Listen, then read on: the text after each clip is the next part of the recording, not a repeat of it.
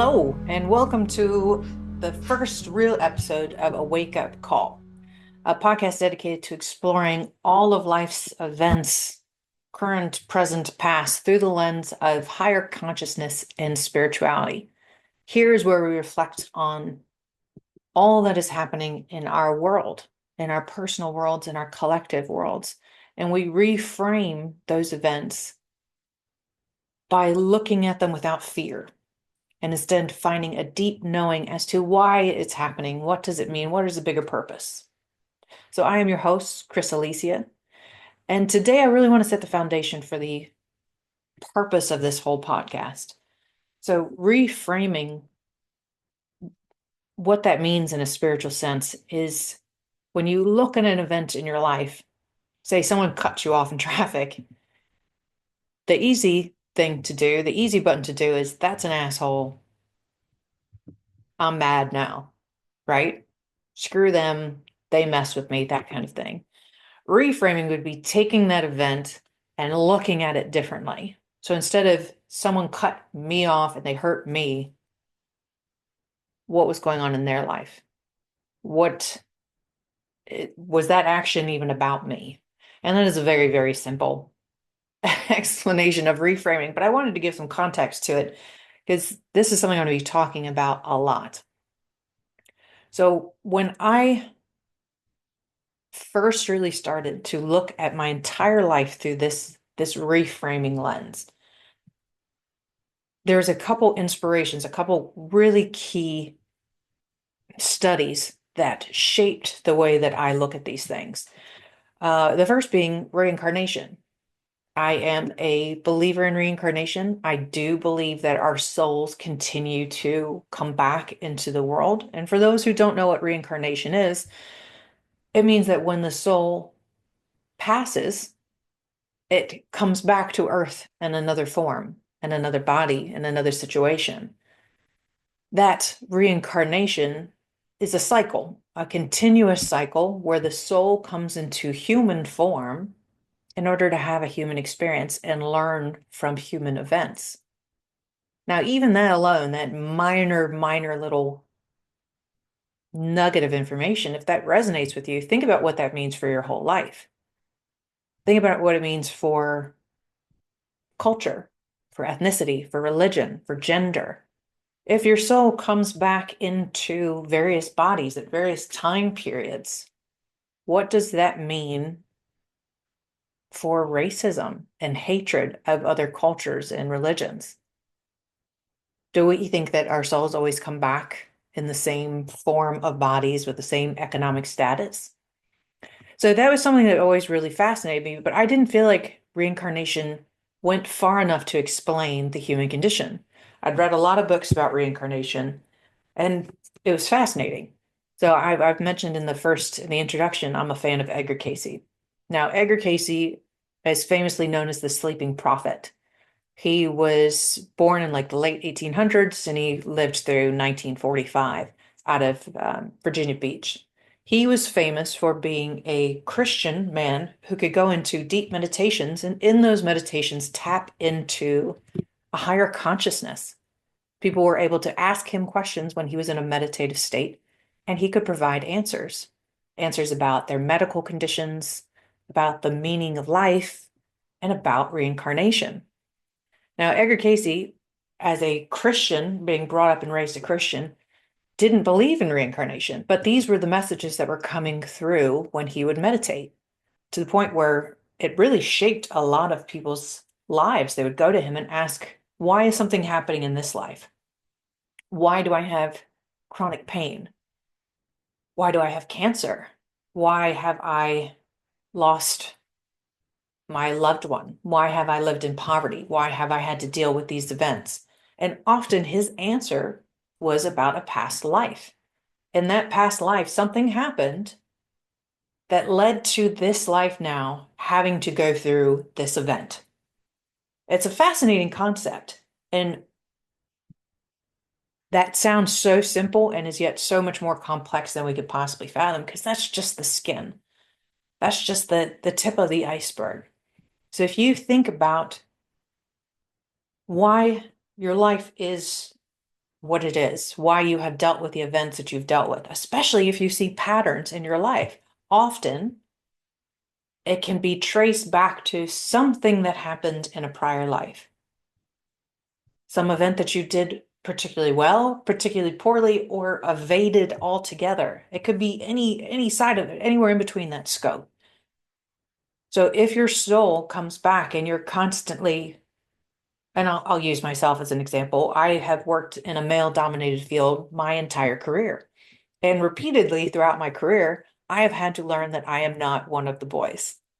I am not a part of that community in the sense that I wanted to be. I will never be accepted to the same level that they are just naturally. Didn't matter how hard I worked. It didn't matter how much I put myself forward. I was never going to get the validation from them that I felt I needed from them, from an outside entity, from an outside group. And I kept coming up to this point in my career where I would get stomped on. I would get my heart broken. I wouldn't get something that I felt I deserved. So when I look at that through the lens of Chris, just normal Chris working in a men's world, it's very easy just to get very angry and say, screw them, all men suck. I certainly don't mean that. Otherwise, I would stop working with them.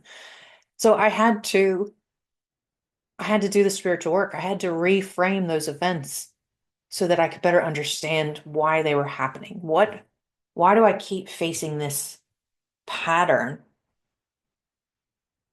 And one of the things that I did was regression therapy. I did, and you can find them all over YouTube, past life regression therapy, where you go on a guided meditation, where someone talks to you and leads you on this journey of visual cues to take you back to a prior life. And I was able to see, specific to this life, although there are many lives that feed into the one that we have currently. It's not like you can just trace back all my pain comes from this one life. In this one particular regression, I saw that I had a parallel track in another life. I was in a life where I was given the opportunity to stand up and fight for what I believed in. This was, I would say, the late 1500s was what I saw, and I was a male in that lifetime. And there was a lot of conflict in the village that I lived in, and I had the opportunity to choose whether to join my fellow villagers and fight with them or seclude myself away and live a very quiet and peaceful life. It was going to be fairly isolated. I was able to get married and do all those other things, but it was a smooth life in the sense that I came to a turning point in that soul's journey where I could choose to take an easier path or to take the harder path. And in that life, I chose the easier path. I chose to move away from community and just take care of myself and my family. In this life, I've made the opposite choice. And reincarnation and the thought that your soul comes back to learn, really, it doesn't take away the thought of free will. If anything, it really gives it a lot more power because your choices are ultimate. You have infinite amount of opportunities to do these soul lessons. So in that case, standing up for what I believed in, joining a community, fighting and potentially dying in that life was an option. I had that option. And as a soul having a human experience, I chose the other way. So my soul did not learn whatever lesson it would have learned if I had gone to the left. I did learn. My soul continued to learn whatever it did for the existence that it had, but it didn't go that track. So in this life, I'm constantly being asked, and my father asked me this all the time, why don't you just choose an easier path? And it's because I'm not meant to. I've done that. I've chosen the easier path in lives before. I chose the path that allowed me to have a very safe existence with my family that was very insular. I could just worry about us. I would make sure we existed, we survived, and the rest of the world just was not my problem. It wasn't what I wanted to focus on in that life. And in this life, it's exactly the opposite. That's why I say parallel, being given the same tools, the same opportunities. In this life, the big opportunity for me was 9/11. When 9/11 came around, I joined the military. I joined the US Air Force. That wasn't something I had to do. That was my choice. And I've chosen, both through the gifts that I was given in this life and through the opportunities to stay engaged in the fight, to stay engaged in that community, even though it makes my path harder. It makes that seeking for validation from the outside world a continual pattern, but it's intentional. I chose this path. I'd already done the other one. My soul had already learned what it could learn from that path. So I'm learning this one now. And a big part of that whole lesson is not to seek the hard way or the soft way. It's the nuanced lessons inside. So in this life, the lesson that I'm continuing to try to learn is not to seek outside validation. It's, I will never be accepted in that community, and that's fine because I accept me. My acceptance comes from the fact that I am a spiritual being having a human experience. And this is a microscopic blink in the eye of all of my past lives. So while reincarnation really did feed that drive to understand, there was still something missing. And I had done Edgar Casey, if you go to Advanced Research and Enlightenment out of Virginia Beach, they have a website as well. They'll do like past life regression books. Uh, Actually, it looks a lot like these.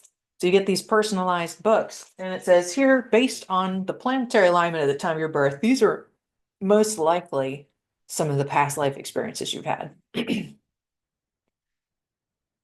But it still felt like that was slightly out of my control. And I'm not saying that exactly the right way. It didn't feel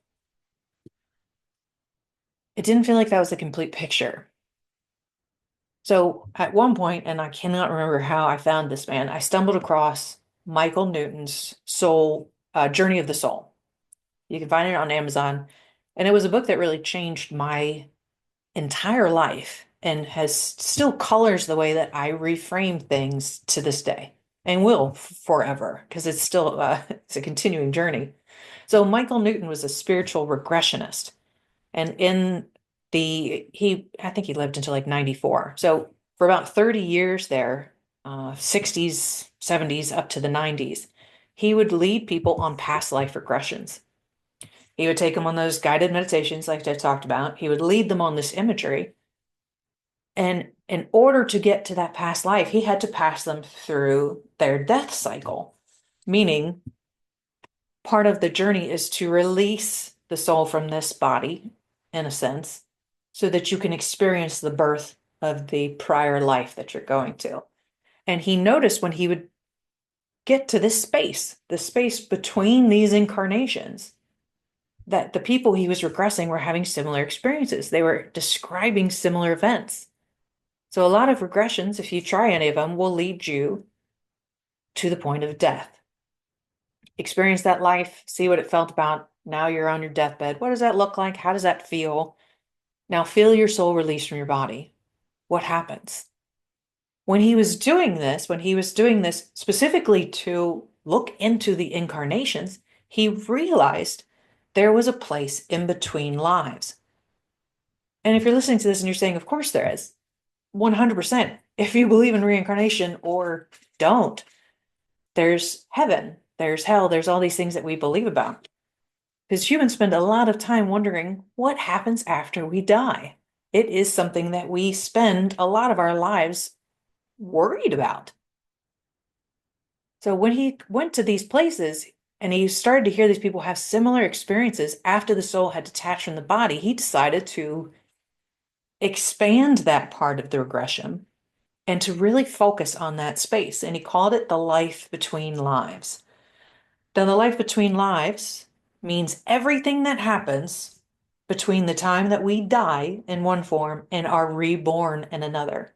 So if our soul were to detach right now, what would happen to it? And Michael Newton did a ton of research on this. He would track the souls through the first detachment of the body. Where did they go? Did they see, like they talked about the pearly gates or something like that? He would walk them through that phase. And they started to describe this place that they'd go back to. And the only way I can describe it is home. If we are spiritual beings having a human experience, then this is not our home. This is an Airbnb from hell. We are just renting. So when we detach and we get to go home, he described, or his regressionists, the people he was working with, described this place where they would go to, where they would be greeted. So as soon as the soul was detached, depending on the experience of the soul, they were met by groups of people to help them reintegrate back into their home. Some of them met loved ones that had been incarnated with them at some point in this life. Other people met spirit guides, their guardian angels, if you will.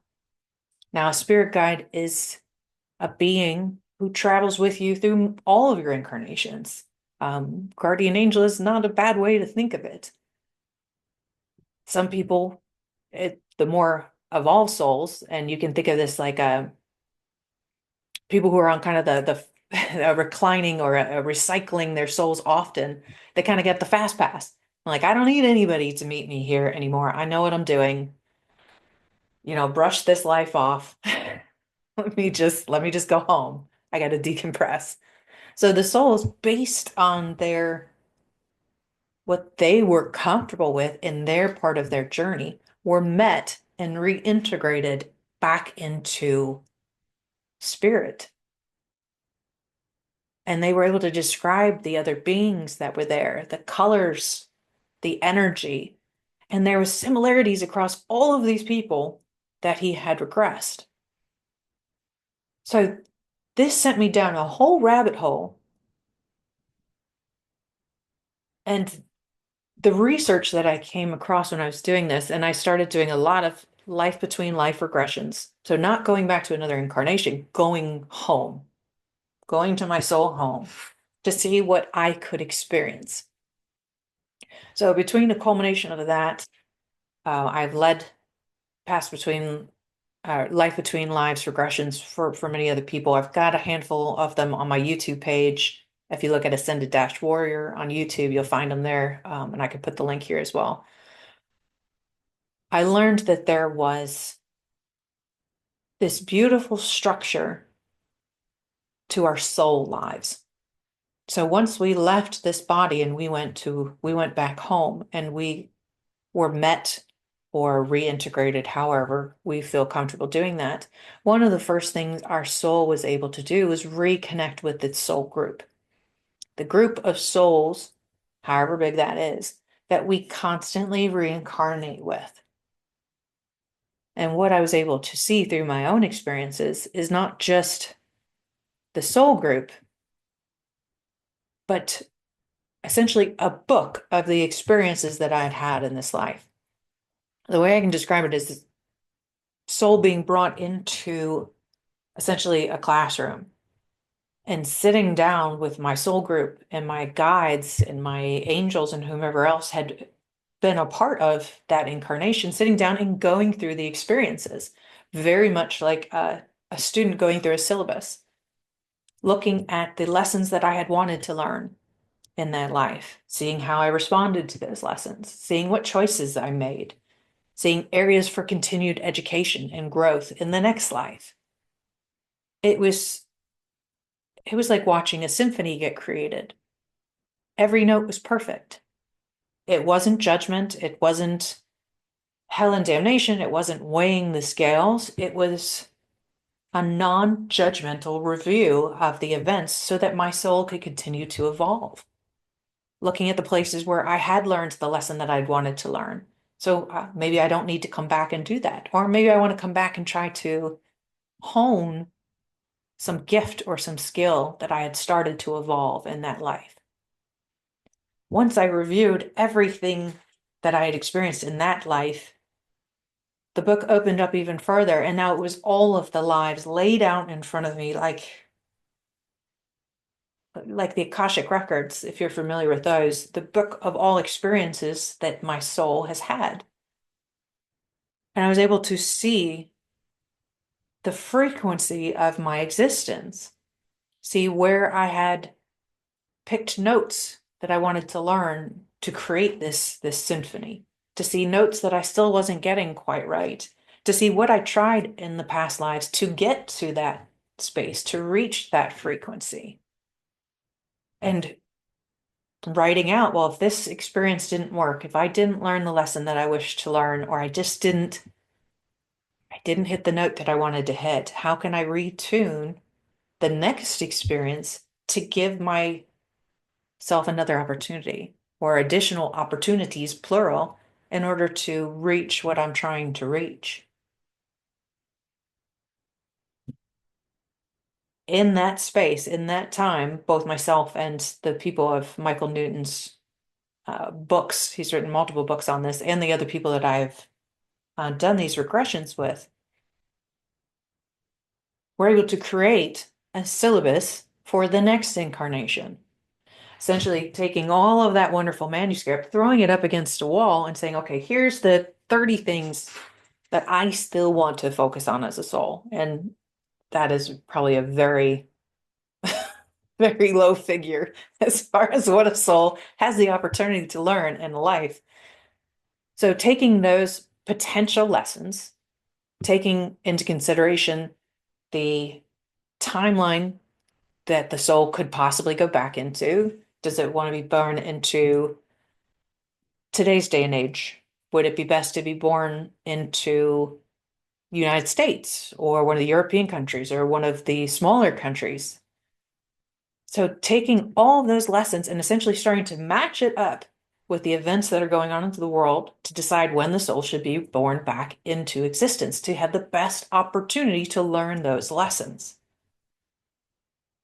Once that location was decided for these soul lessons, the next step was to figure out what other souls were going to come in and help with the symphony that I was creating. And as a soul group, and there are more soul groups than I can possibly explain, we support each other. We work together. It's like actors in a play or musicians in a band working together.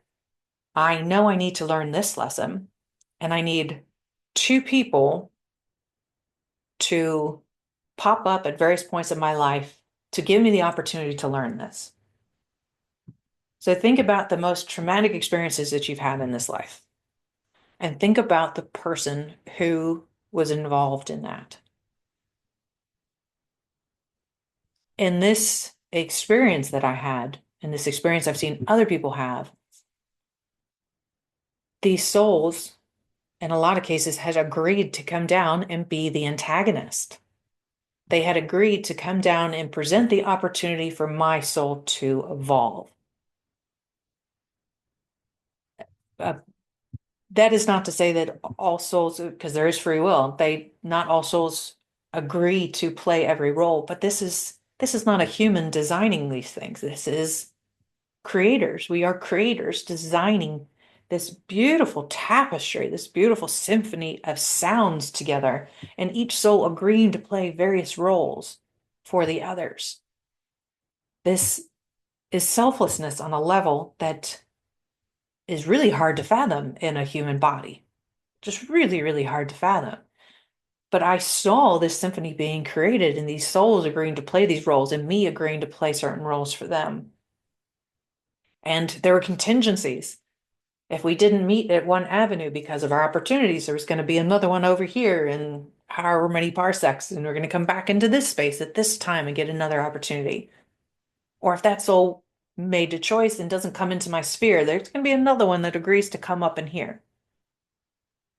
Truly magnificent. And I don't feel that I'm doing it justice because just seeing it woven out the way that it was truly awe-inspiring. So think of what that means from a practical perspective. If we plan our incarnations out as carefully as what I've witnessed, as what other people have witnessed in those spaces, how much more in control are we than we thought? Those events in that male community were not done to me. The most traumatic experience in my life weren't people doing things to me. They're part of my own soul's choices to give me opportunities to react, to evolve, to survive, to choose which path it wanted to go. If I reframe the events in my life from the lens of another soul agreeing to come into this existence with me and give me that experience, how does that change how I hold on to anger or pain? For me, what it did for me by really going into the nitty-gritty of this was it took away my opportunity to be a victim. It took away the necessity to be a victim. Things weren't done to me. They weren't outside of my control. I wasn't punished by getting breast cancer at 29. And I did have breast cancer at 29. It was an opportunity. It was something I set up for my own incarnation so that I could learn something. It was giving me an opportunity to evolve, to tap into higher consciousness, tap into spirit, to tap into strengths and gifts that maybe I hadn't had a chance to tap into before on that conscious level. So think of one event that is happening in this world right now in your life and reframe it in that lens. Think about your soul sitting down with this other soul, or maybe just by yourself with your guides, with angels, and saying, okay, I need to learn something specific here. What is the best way for me to learn that? And then you get this event. Look at it through those eyes, through the eyes of your higher soul, through that life between lives. What could it possibly mean that you're having this experience in this lifetime at this moment? And a big part of that is what's going on in the global phase. Think of that beautiful symphony, all these souls agreeing to come down into this space at this time and have this shared experience. So instead of feeling that duality, that us versus them, what's going on with the economy, all of this other turmoil, if we take the turmoil part and we say, look, this is not chaos. This is intentional. This is intentionality, divine intention. Why is our world going through this? Why is our soul here at this time? Because I promise you, if you resonate at all with this message, you agreed to be here at this time. So why? Reframe the events. Remove any feeling of victimhood because you are the creator of your own existence. And we give ourselves those negative experiences as gifts. Because again, if my life is perfect and I get to sit on a yacht in, I don't know, in the Caribbean all the time, what am I going to learn? Instead, I've given myself cancer. I've given myself an abusive relationship with my mother as a child. I gave myself an opportunity to react to that relationship, to decide if I was willing to stay in a relationship with her or move away. I decided to join the military. I decided to join a male-dominated field. I make these choices over and over and over again because I am giving my soul the opportunity to learn something very specific. And only I can tell myself what that is. Only I can find out what that is. Now, you're not alone in this. You don't have to, if it sounds overwhelming, it's really not. What I'm trying to convey in this is the creative journey that it truly is. I'm trying to convey to you my passion for the magic that is life. If you accept half of what I say as factual or as something that resonates with you, think of all the opportunities that opens up for you. Instead of dwelling on the feelings of loss of control, um, of want, of need, of fear. Not only are you all powerful, but you are fucking brilliant. You are a magnificent soul having a human experience. So, what is this experience teaching you? What opportunities have you built into your life to give your soul a chance to evolve? Absolutely.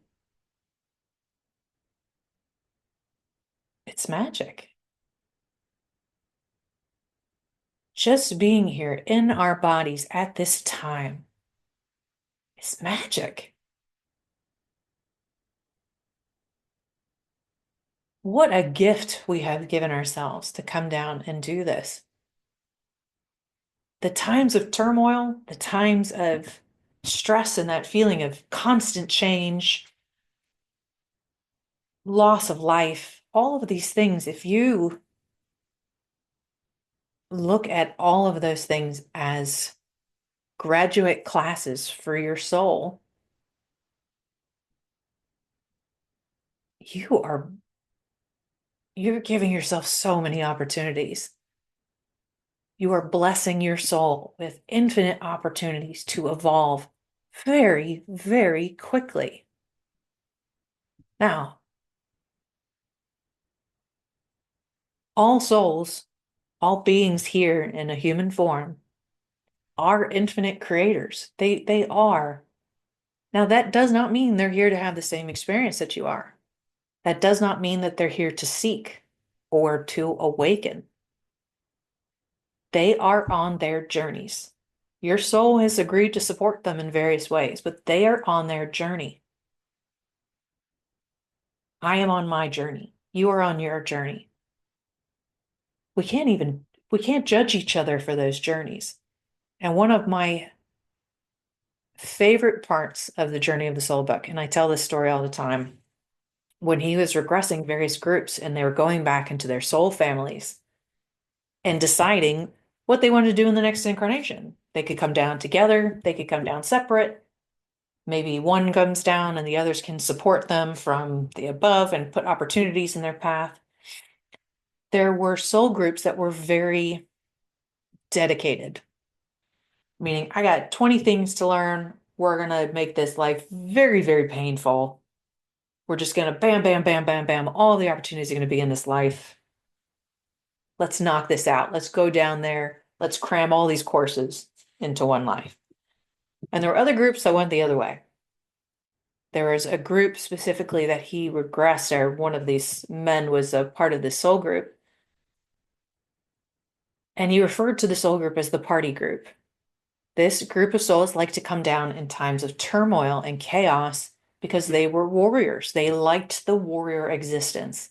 They liked the opportunity to come down and shake it up. And often they would come down on different sides of conflict so that they could interact with souls that they knew on a frequency level were connected to them. They enjoyed coming down and mixing it up. Now, there's nothing wrong with doing that. If you think of yourself as a creator, as someone who designed whatever life you're in, then you're right. The opportunities you've given yourself in this life are wonderful. The opportunities you didn't give yourself in this life are wonderful. There's no right or wrong answer to this. There's no, you must take 12 classes a semester type of deal up there. You can learn as many or as few lessons as your soul wants. And if you did not honestly want to come back to continue to learn, you wouldn't have to. That's, it's not a punishment to be here. It's a gift. Those painful events in our lives, the times where we saw the most change and the most flux, like right now, are not punishments. This time is a gift. I don't know the answers to why it's happening, but when I reframe the events that are happening in today's world, the economy is a huge one in the US, the political situation, the divide and polarization has a lot of opportunities for our souls to grow above it. If you think of chaos as a spotlight, there's a lot of spotlights shining on a lot of things that have been unseen for centuries. There's a lot of turmoil shaking up the foundation of systems that have not served us for a very long time. So by shining this spotlight and by crumbling the foundations of systems that didn't work, it's going to feel chaotic. Of course it is. But what opportunities do we have as souls, both on an individual level and a collective level? It's a really, really exciting time to be alive. Of all the experiences that I have seen through regressions, of all the experiences I've heard other people share and talk to, there's a cumulative, a collective shakeup that is happening right now with a lot of souls both coming in to this incarnation and a lot of souls choosing to leave. Why is that? If death is also a choice, and these souls are choosing to leave at that time, at this time,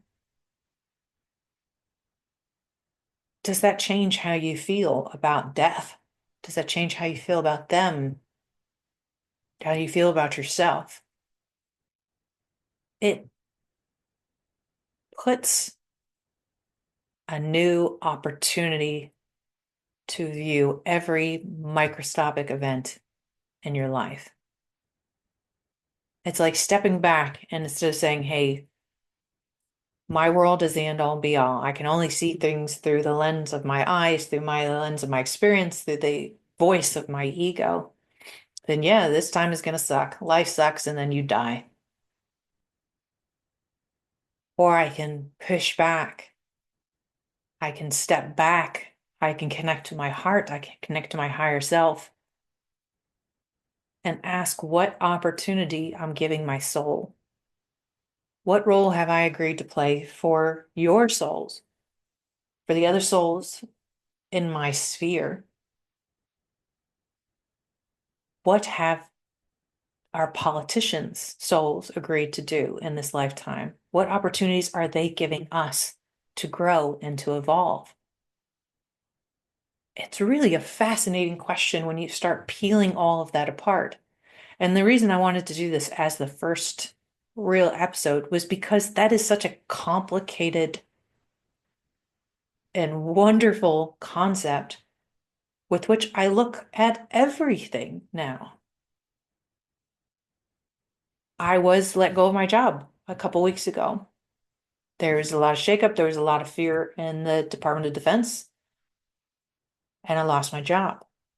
But instead of looking at that event through the human eyes, through Chris, and saying, oh, why was that done to me? That's unfair. Which sure, I feel those things. I'm not judging anybody for feeling those things. But at some point, I have to take a deep breath, step back, and say, why is my soul experiencing that? Why would I write that into my symphony, into my syllabus? And when I look at that event that way, I'm freeing myself up for something. I'd gone as far down that path as I could, and I wasn't pulling myself out of that situation. So I created an opportunity that was going to force me to change to make a change. And isn't that a gift? So I will definitely attach a regression in there in the text to this. But this will be a common theme in everything that we do. And every conversation that I have is looking at the world as if it were a symphony, as if it were a tapestry. If you're a Wheel of Time fan, then I am a firm believer in the threads of the Wheel of Time. It is more beautiful and complicated than we can possibly fathom.